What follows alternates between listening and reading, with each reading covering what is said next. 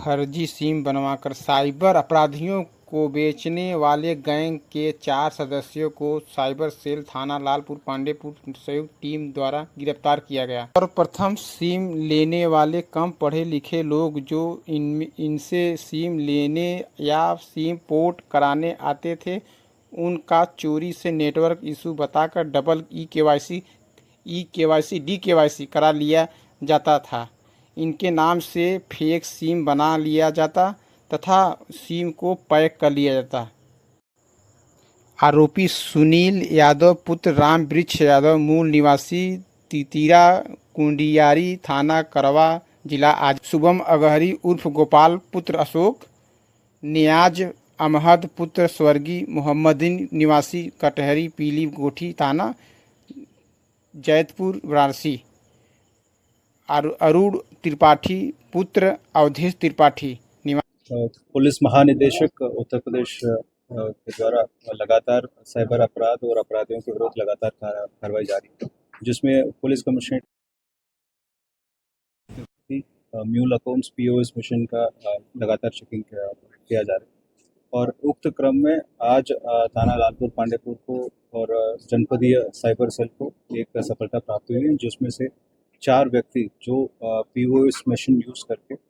Pre activated SIM जो अधिकतर cyber अपराध में यूज़ हो जाते, वो 4 व्यक्तियों को गिरफ्तार कर लिया गया, जिनके कब्जे से 71 सिम कार्ड्स जिसमें 11 ऑलरेडी प्री एक्टिवेटेड सिम्स वो बरामद हुई और साथ ही साथ कुछ एंड्रॉयड मोबाइल फ़ोन्स और 18,940 रुपये बरामद हुई।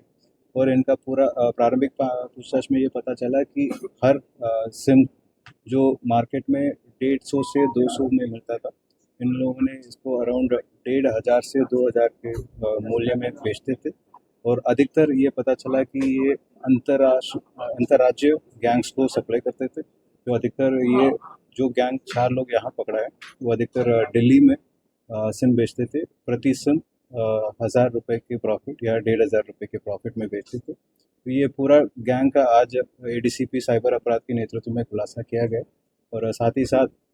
इनके विरुद्ध 107 BNSS के तहत ये अटैचमेंट ऑफ प्रॉपर्टी के कार्रवाई भी सुनिश्चित की जाएगी और साथ ही साथ इनका जो अन्य सदस्यगण हैं जो गैंग में, उनके विरुद्ध भी अग्रिम कार्रवाई सुनिश्चित की जाएगी। किस तरह सिम को एक्टिवेट करते थे, क्या इनका मोड रहता था? इनका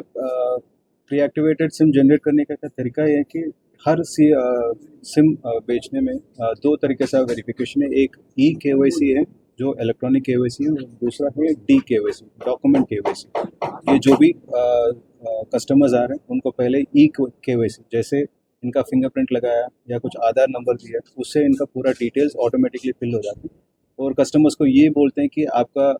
सिम जनरेट नहीं हुआ, दोबारा एक कर दीजिए, लेकिन एक दिन में एक ही बार eKYC कर सकते हैं। तो ये उपाय देते हैं कि आप DKYC कर दीजिए डॉक्यूमेंट KYC, जिसमें केवल वो आधार कार्ड लेते थे और उसी दिन एक ही दिन में 2 सिम्स जनरेट हो जाते हैं। ये पूछताछ में ये भी जानकारी हुई कि एक आधार नंबर से केवल 9 सिम कार्ड्स खरीद सकते हैं और ऐसे ये इसका लाभ उठाते हुए ये eKYC और DKYC करते हैं और एक ही आधार के नाम पे 2 सिम IDs भेजते थे और जो प्री एक्टिवेटेड सिम है इसको अराउंड 1,000 और 1,500 के प्रॉफिट में साइबर अपराधियों को बेचते थे। सर जगह जगह स्टॉल वगैरह भी लगाते थे, जैसे स्टॉल रख के सिम एक्टिवेट करके तमाम चीज़ें होती है। ये जो 4 लोग पकड़े हैं इसमें अधिकतर जो कैनोपी लगा के जो 2 व्हीलर में ये सिम बेचने वाले हैं, ये कैनोपी टाइप का जो सिम बेचने वाले हैं और अधिकतर इनका पूरा नेटवर्क के बारे में और भी गोपनीय सूचना प्राप्त हुई है, उनके विरुद्ध भी अग्रिम कार्रवाई सुनिश्चित की। पूछताछ में क्या पता चला अभी कहाँ का सिम बेचे? ये अधिकतर जो भी सिम्स प्री एक्टिवेटेड सिम्स इन्होंने बेचा है, ये अधिकतर दिल्ली बेस्ड साइबर क्रिमिनल्स को बेचते थे और ये इनका पूरा नेटवर्क में और कौन कौन इन्वॉल्व है उनका भी जानकारी किया जा रहा है। सर आपराधिक इतिहास क्या रहा? अभी इनका पूरा 4 लोगों का आपराधिक इतिहास निकाला जा रहा है और बाकी अगर कोई इनके विरुद्ध पूर्व में भी इसी टाइप का मुकदमा पंजीकृत है तो उनके विरुद्ध गैंगस्टर एक्ट के तहत भी कार्रवाई। इस तरह का काम कर रहे? ये पूछताछ में ये पता चला कि कोविड के बाद जैसे ये डिजिटल इकोनॉमी और बूस्ट होना शुरू हुई, उसके बाद ये लोग एक्टिव हुए और अधिकतर ये 2022 और 23 के बाद घटना करने की शुरू हुई।